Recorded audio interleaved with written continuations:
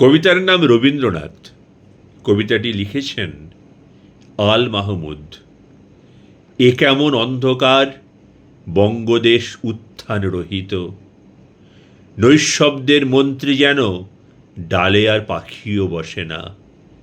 নদীগুলো দুঃখময়, নিবর্তক মাটিতে জন্মায় কেবল ব্যাঙের ছাতা, অন্য কোনো শ্যামলতা নেই।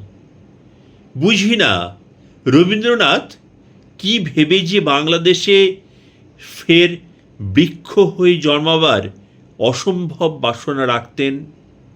গাছ নেই, নদী নেই, অপুষ্পক সময় বইছে, পুনর্জন্ম নেই আর, জন্মের বিরুদ্ধে সবাই।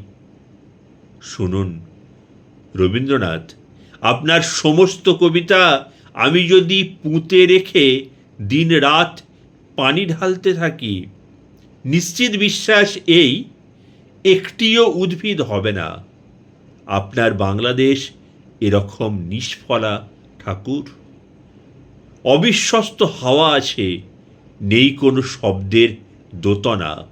দু একটা পাখি শুধু অসত্যের ডালে বসে আজও সঙ্গীতের ধ্বনি নিয়ে ভয়ে ভয়ে বাক্যালাপ করে।